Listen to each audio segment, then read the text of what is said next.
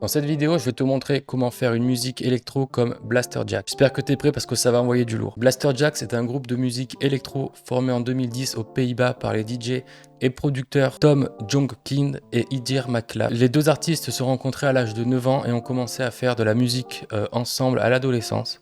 En 2010, ils ont décidé de former Blasterjaxx et ont rapidement commencé à se faire connaître grâce à des remixes de chansons populaires et à leur propre son. Leur style musical est un mélange de big room, de house et de trance caractérisé par des mélodies entraînantes et des basses puissantes. Blasterjaxx est aujourd'hui considéré comme l'un des acteurs majeurs de la scène électro mondiale, avec de nombreux titres à succès et des performances dans les plus grands festivals de musique du monde. Je mets mon casque et on y va. Donc premièrement, on va mettre le tempo, on va les régler sur 128 et on va directement ouvrir un Silent One pour essayer de chercher une lead qui pourrait fonctionner dans ce style. Donc là j'ai trouvé une lead sympa, donc je vais directement la mettre dans le mixeur. Donc là je vais lui mettre un petit kickstart donc pour avoir l'effet de sidechain et pour que la mélodie puisse venir plus facilement. Donc des fois ça aide de démarrer comme ça. Donc là on va lui mettre un sidechain assez sec quand même. Voilà, ça devrait aller.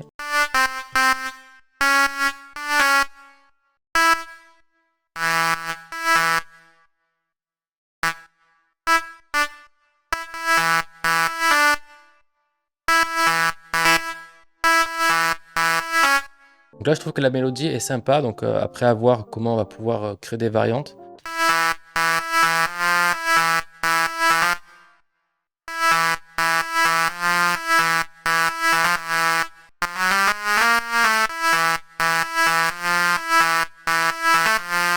Donc là, c'est pas mal, on va dupliquer tout ça. Donc la dernière partie, on va pouvoir faire une petite variante.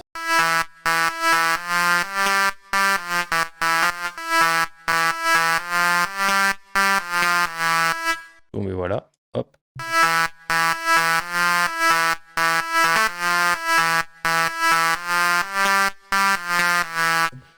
Donc là, c'est plutôt pas mal, on va rester là-dessus. Ce qu'on va faire, c'est qu'on va layerer tout ça, on va lui ajouter une deuxième lead. Donc là, je viens de cloner ça, je clique là-dessus, donc CTRL-V, CTRL-C, CTRL-V. Je suis là-dessus, donc là, je le mets en solo et on va essayer de trouver un autre son. Donc là, j'ai ajouté 5 couches de lead en fait. Donc là, rapidement, mais je vais pas rentrer dans le mixage, je vais juste envoyer ça dans un bus. Et on va voir ce que je peux faire rapidement, donc vraiment grosso modo. Donc là je suis là-dessus, je vais mettre une petite EQ pour couper un peu les basses.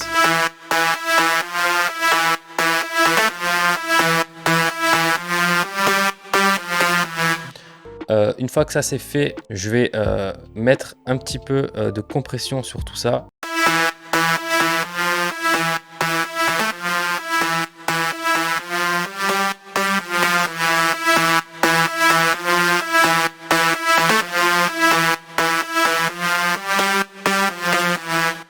Voilà, je pense que ça peut être mal pour commencer.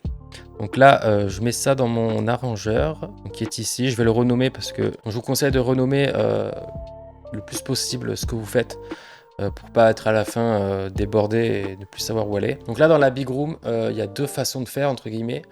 Donc soit vous avez des kicks très puissants qui intègrent, on va dire, de la basse à l'intérieur et du coup, il n'y aura pas besoin de rajouter des subs dans la prod. Soit vous rajoutez des kicks qui sont assez courts, qui sonnent assez sèchement. Et là, vous rajoutez de la basse et des subs par-dessus.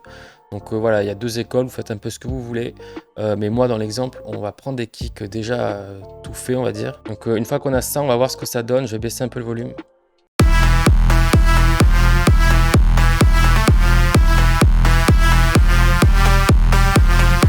Donc voilà un petit peu le résultat que ça peut donner. Donc surtout dans ce style de musique, il va falloir que les kicks soient très percutants et impactants. Donc là on a mis les kicks, mais à ça on va ajouter des claps qui sonnent tous les 4 temps et des rides donc pour donner un peu plus de puissance. Donc là j'ai coupé la lead, on va s'occuper uniquement de la partie des drums. Donc là je vous laisse le kick tout seul. Et là avec le reste. Donc c'est beaucoup mieux, voilà, on va laisser comme ça. Donc là pour dynamiser un peu le truc, il va falloir ajouter des FX, donc des bruits blancs, des montées, etc. Donc là j'ai trouvé un down filter qui sonne comme ça. Et ici j'en ai mis un deuxième, donc c'est une petite montée. Voilà, donc là on peut déjà voir un petit peu un aperçu de ce que ça donne pour le moment.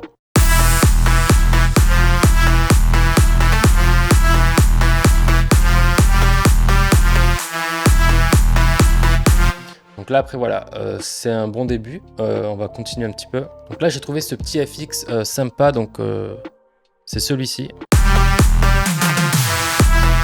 Donc souvent on met pas qu'un seul FX, donc là j'en ai trouvé un autre, on va mettre les deux ici. Donc souvent c'est mieux, ça rajoute un peu plus d'effet. Donc là on va mettre ça ici, lui ici. On va faire la montée, un petit coup ici. Ouais, ça sera pas mal. Donc là pour la montée, on va faire une petite montée assez rapide.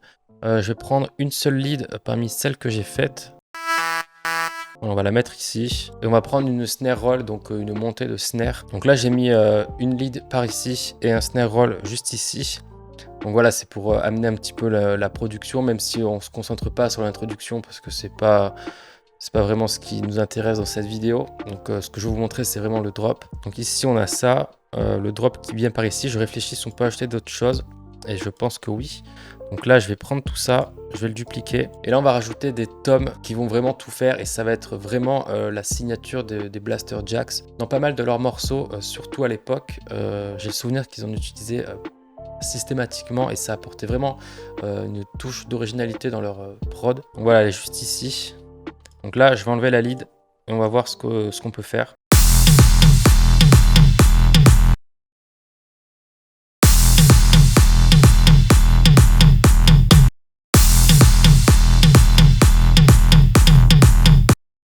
Voilà, donc on va faire cette petite rythmique. Je vais prendre ça, je vais le dupliquer. Donc pour ajouter un petit quelque chose au tom, je vais rajouter une petite percussion. Voilà. Une fois qu'on a fait tout ça, je vais aller chercher des petits vocals donc pour agrémenter un peu tout ça. Donc là, rapidement, j'ai ajouté un petit vocal ici. Make some noise! Voilà. Qui fait son petit effet. Ici, un autre. Voilà, et ici, donc j'ai rajouté un petit impact. Voilà, donc pour démarrer un petit peu, c'est toujours sympa. Juste ici, je viens de rajouter une petite loupe de cymbales.